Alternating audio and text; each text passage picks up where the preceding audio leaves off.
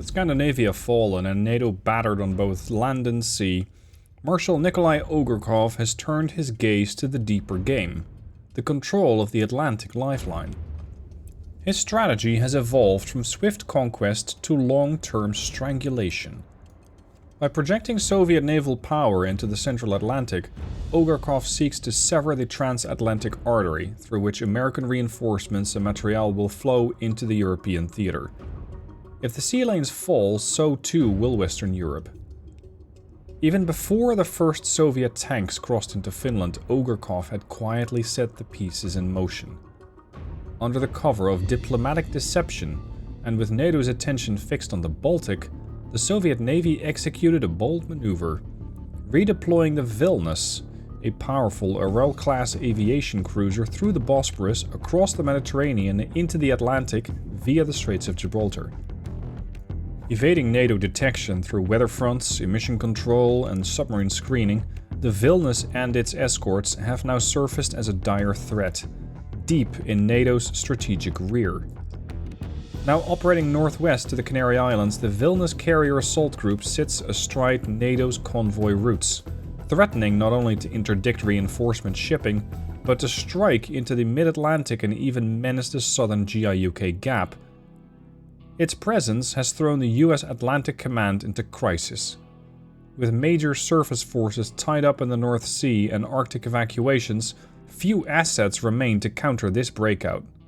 The mission falls instead to two silent predators, USS Boston and USS Birmingham. These Los Angeles-class attack submarines have maneuvered into position under strict emission silence, hugging thermoclines and navigating the rocky seabed of the eastern Atlantic. Their objective is surgically precise: penetrate the Vilnius screen and sink the carrier before it can begin air operations. The stakes are as enormous as the risks. The Soviet group is bristling with anti-submarine escorts, sonar-equipped destroyers and helicopter patrols. Soviet nuclear-powered attack submarines lurk in the depths, adding a deadly layer of complexity. Ogarkov's ambitions hinge on the Atlantic. If the Vilnius succeeds in anchoring Soviet presence in these southern waters, the entire maritime war could shift in Moscow's favor. American convoys, rerouted to avoid interception, would suffer delays and attrition. NATO's ability to reinforce the British Isles and continental Europe would wither. A strangled NATO would soon become a fractured NATO instead, isolated, outnumbered, and encircled. In the deep blue silence of the eastern Atlantic, two American submarines now carry the weight of the Western Alliance on their torpedoes. They're alone. There will be no backup, no rescue, no margin for error. The world above holds its breath. Below the waves, the battle for the Atlantic is about to begin anew. Hey there, welcome back to Sea Power. This is mission What Lies Beneath. Well, I can tell you what lies beneath. Two US submarines. Boston and Birmingham. And they're here for just one job. Assassination. Well, goodbye monetization. The elimination of an aircraft carrier. That's what we're doing here. And it so happens that not only we have it most likely on sonar, we also have a tail. We picked up a tail. New surface contact detected. Do I need to worry about this tail? Contact faded. 7003, what are you? I'm still working that out. You're at a depth of 500 feet, give or take. Layers are 346, we're fine. So I can keep track of you.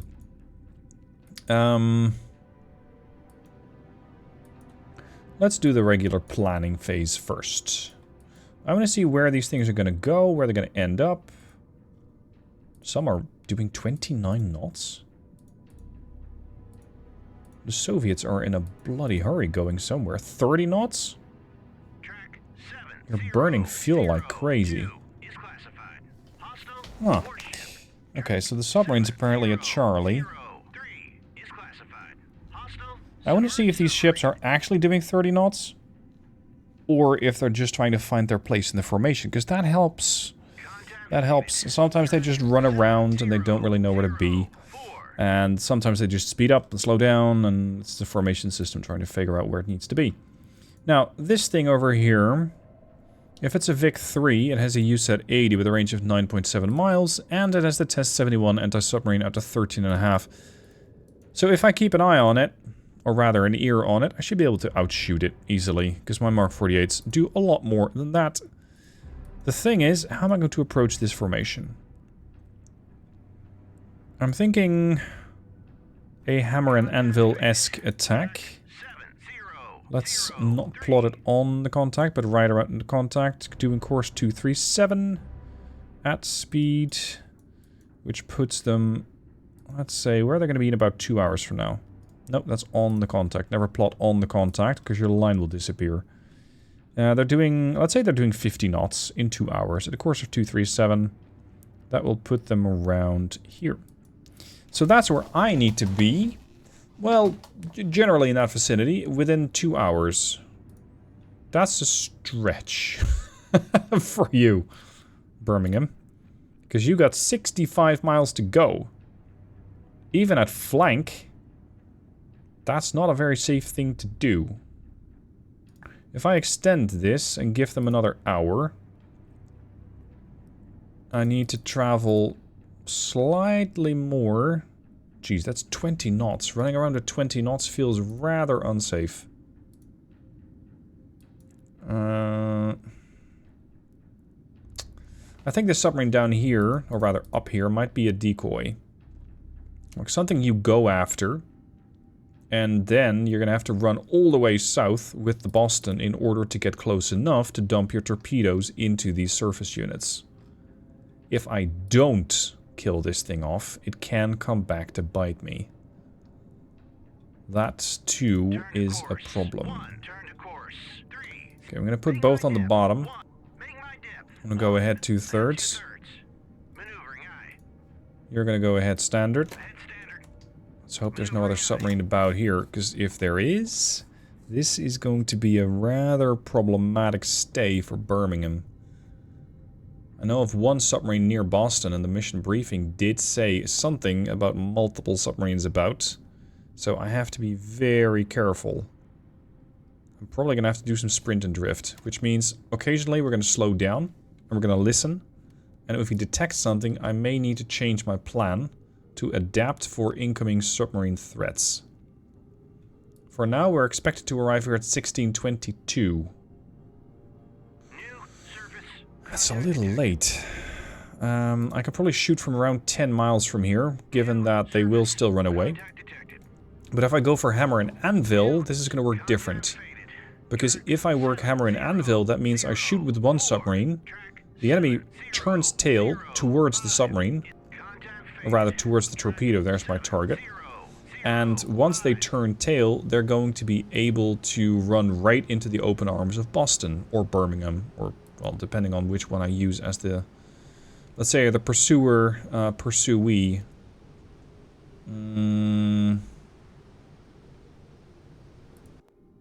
You're going to be there at 1617, you're going to be there at 1622. 1603, rather. That works for me. Works for me. We're going to go ahead full. And I'm going to do that till about 1240. And then we're going to just slow down and listen. I'll do some sprint and drifts. And see if I can get closer to this formation without getting intercepted by anything. Well, well, well. I'm just on my drift leg now, which means that at 12:55 I slowed down to 5 knots with both Birmingham and Boston, and not a moment too soon. We have a baddie coming in. 7012. I don't know what that is, and I'm not waiting around to find out. We're gonna shoot it. It is coming in at 20 knots, so right now it's probably as deaf as I used to be when I was doing my sprint leg. As for this contact here, that's a bit different. It's still too far away to be a problem for Birmingham at the moment, but that can change rather quickly. What I'm going to do now is run with Birmingham. This thing is going to be here doing... Nope, never on the contact. Never on the contact. If you're expecting to lose the contact. Course 236, speed. There. So that's where they'll be right around in an hour. If they don't do anything stupid. Okay. If they don't do anything stupid. The Soviets don't have torpedoes as good as I have, so I can perfectly safely engage them. But I am wasting a torpedo on a contact that doesn't strictly belong to the mission. If I don't eliminate it, there's a very good chance that one of my submarines is going to either become attacked or detected, and then promptly become attacked. So these two need to get eliminated. Let me figure out what that... Oh, it's a Vic 2. They're not that dangerous. They're not even that fast at 31 knots. I mean, it's not like we're chasing an Alpha. What are you? Same thing. Alright. I want him not shoot back in the direction where I am. So I'm going to tell the torpedo to go northeast, and then we'll head southeast. If he's going to shoot back, he's going to shoot behind Boston. Alright, I want you to go back to full speed. We're going to do that for another 10 minutes. And then we'll pick up this contact again. Boston, however, is a different story. She's too close. And I really don't want to risk detection here. I'm going to keep a very close eye on this guy. And especially if I switch to 20 knots, I might very well lose the track on the torpedo. I'll not be able to tell it where to go anymore. Oh shit, he's slowing down. It's not good. What's his course? 239. He's holding the same course. Range?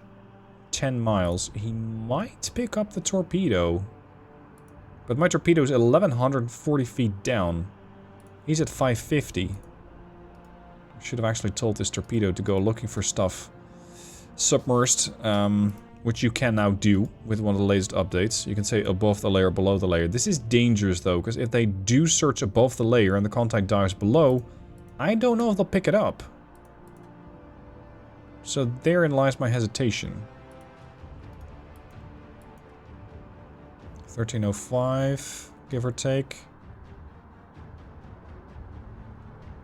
I really love a mission like this. Just give me 2 submarines and I'll be perfectly happy trying to chase, well, in this case, submarines, but also surface units. I can still chase their shadow. They're doing a crazy Ivan, I think. He's passing north, northeast at 15 knots, so good luck. Now he's listening to the northeast, but he can't hear anything there because he doesn't have a tail. He does not have a towed array. Range 30 miles, you're not a problem. You're just annoying. Okay. At this point, this Mark 48 is going to have to start searching for itself. I can tell it to go a bit farther north. So far it's traveled about 10 miles, I think. It's not 12 miles, because the Boston's still moving south. It's now searching. It's not where it's supposed to be searching. 1312, we're a bit late. There's another surface contact. Hey, you're here. You're here. He's doing 20 knots, heading towards my torpedo. That's a nice combined speed. I'm at 467 feet. His depth is 550, but he's still unaware. I'm gonna push right into him. At some point, he's gonna have to become aware. Now he's aware. Torpedo has locked on. It has potentially locked onto a noisemaker. It's not what I want you to do. Oh, you're still following my plan. Good, keep following my plan. Thank you very much. What are we hunting? What's for dinner? Torpedo has acquired 55 knots. Oh. You're searching? Yes, they lost the contact and they're searching. That is unfortunate. Ah, there's the snapshot. If the snapshot is there, then the contact's southeast. He's heading due east. Depth 550. Both the torpedo and the target are now below the layer.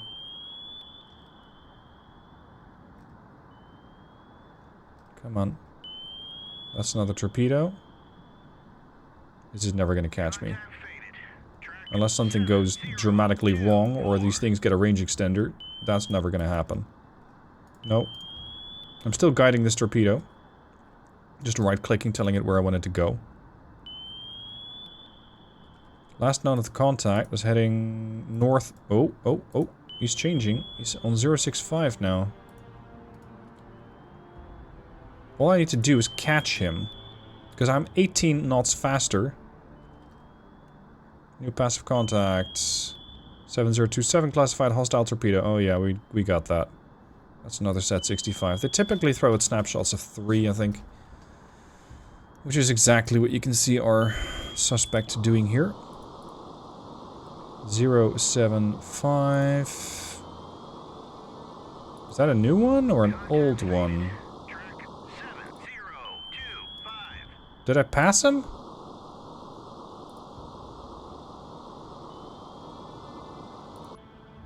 I don't think I did. But... well... my torpedo doesn't want to change course anymore. I think I completely lost him. At this point, I don't know where he is anymore. Oh, they even sent out torpedoes. That's ambitious. They'll never get to where they want to go now. Alright, that's good. I think I scared off the submarine from the Boston. So, it's not a kill, but it is a neutralization of sorts. Because now, at least the contact won't be that much of a problem anymore. Oh! Hello. Please have enough fuel. There's your target. Depth 550.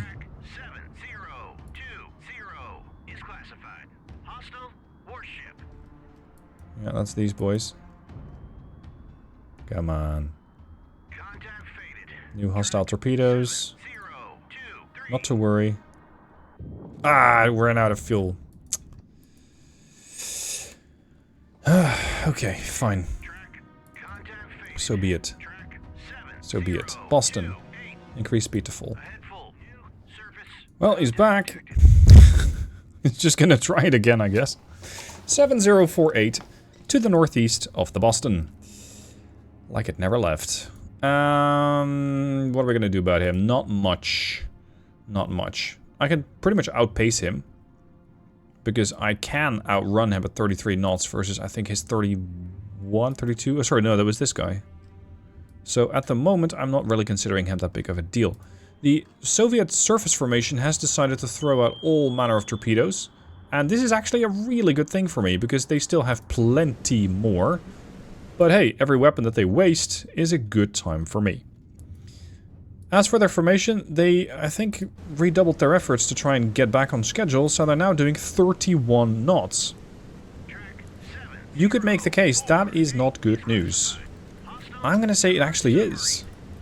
Because at this speed, they will not be able to use a variable depth sonar, because I think that is impossible to use if you're going faster than 26 knots, give or take.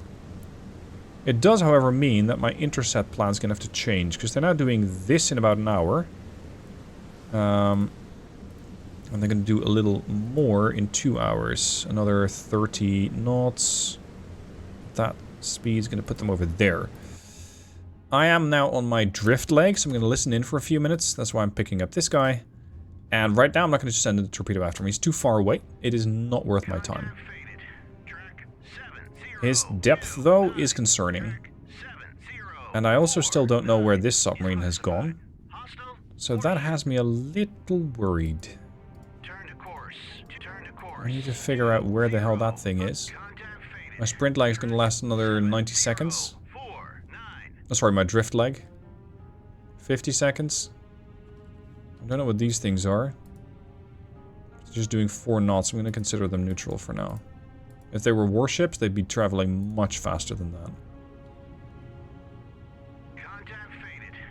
At least we know there's the Kinda out there.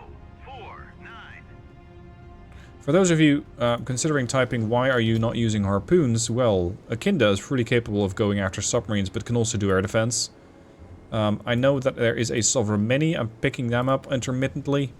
There is probably an Udaloy in there as well, which is also capable. This is not easy to crack with a bunch of harpoons. It's not impossible, but you're gonna have to have a little luck where your harpoons don't get fooled by chaff, or where your weapons don't get intercepted as much. Now, I haven't detected anything in a while, so we're gonna go back to full. I'm gonna run another 10 minutes at full speed in order to get closer to my objective, and then we'll see where this thing is ending up. Things are about to get interesting. I have still picked up my tail, and I'm going to ignore it. This thing's too far away to be a problem. It's about 32 miles, I think. Can barely make it out. Yeah, 32. So that's not a problem. The problem lies here. This whole surface group is, of course, capable of defending itself against missiles, but also, to a certain extent, against torpedoes. Enter RBU 6000, as well as RBU 1000.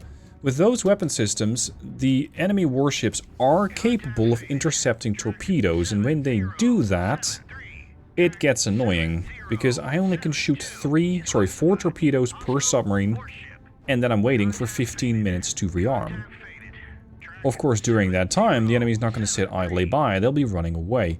And that means I have to time this attack very carefully, because I want them to run away in a very specific direction, being in the direction where the other submarine is at. So, as I'm looking at the map, we are currently having some difficulty picking these things up, even at 5 knots, which has me a little surprised, but hey, this is where they last were. Given that little bit of information, I'm going to say in an hour, at 30 knots, they're going to be around there. I have a plan where I'm going to intercept them about halfway once they get there. So that's going to be about 15 miles, and that's going to be the engagement point. That means I need to have the Birmingham within about 10 miles of that spot.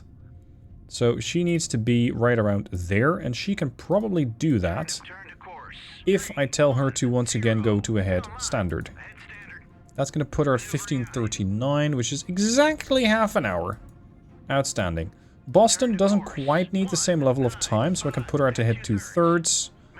And if I use the Birmingham as the flusher, and then the Boston as the killer, I can probably sandwich this division, or this surface action group, exactly where I want them to be. It is going to be a range at which we probably will not be able to inflict friendly fire. But, you know, a torpedo that's lost the wire is not a friend to anybody. Which means I will have to be careful not to shoot my friends. And I'm actually probably going to shoot a torpedo from each submarine. And see where they end up. Just see how they're going to behave, the enemy formation, and then guide in the other torpedoes manually. And of course, these are not the very, well, horrible Tigerfish torpedoes. These are Mark 48s. They will catch something, one way or another. All that I need now is formations and lining up the formation time. 2, 0, 4, It's time. The formation's here. If I wait longer, it has a worse chance for me because they're probably going to get in a range. What I'm going to do is shoot with the Birmingham. I'm going to send 4 torpedoes. 1, 2, 3, 4. I need to send these in the direction where the enemy is going to be, not where they presently are. That, of course, gives the enemy some time to run away. Well, what? You already know?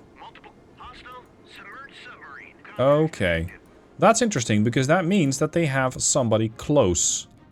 Very close, capable of hearing the launch from the Birmingham. And they're actually turning away a bit too soon. Well, some of them are. And some of them are not. No, hold on. I think I'm reading the situation wrong. Because what I'm seeing here is a lot of noisemakers, but they're all maintaining their course.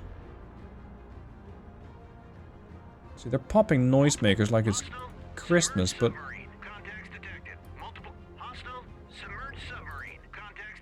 Yeah, but is that actually a hostile submerged submarine?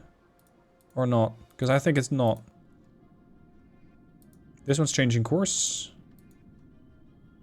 Orel is not. Alright.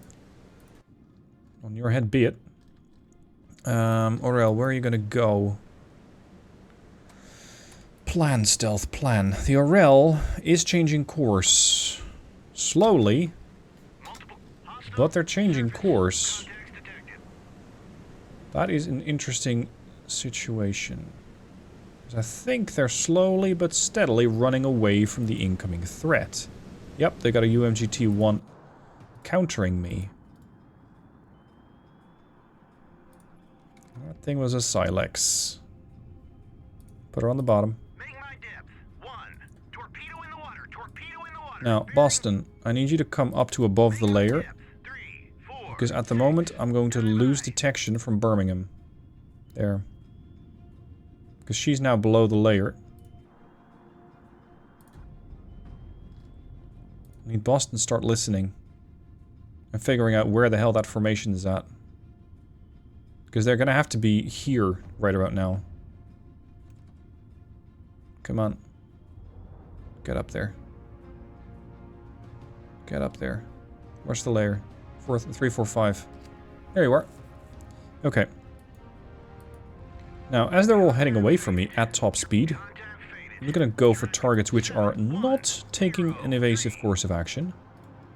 Which are a little easier to catch. And hey, an Udaloy is a valuable target. You are way, way, way, way above me. Not a problem. Where's the Orel? There's the Orel. Now, they're at this point going so fast that they probably cannot detect my launch, but whatever's behind me might. So that'll be fun. I'm going to see if I can snipe out the Orel. 1, 2, 3, 4. Send it, Boston. 2. 3. 4. And yes, that is accelerated. This way, I want to have those torpedoes transit towards the Orel's going to be, and then line up with Orel. Or the Vilnius, rather, as she is officially called.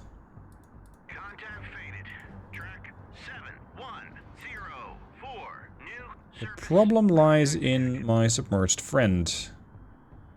I don't know where they are.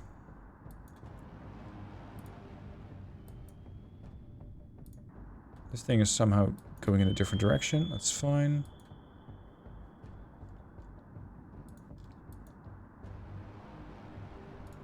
My objective is Orel. Everything else is a secondary target. Everything else is secondary. The problem is, if they start shooting back in this direction, they might find Boston there. This looks like a decent enough place for a cliffhanger, doesn't it? Why would I do that? Well, the average view duration is 10 minutes and 22 seconds on my videos. So, that means that this video might have already gone on for too long. If you want to see part 2 right away, you can hit a link button down below where it says join. And that will allow you to subscribe to the channel as a member. For $1 a month, you're supporting me way more than you are just by watching the video and, well, tolerating the ads. And that means you're supporting my work and you get access to part 2 right away. Thank you for watching this one. Hope you've enjoyed, and I'll see you soon for part 2, where we see how this pincer attack will turn out.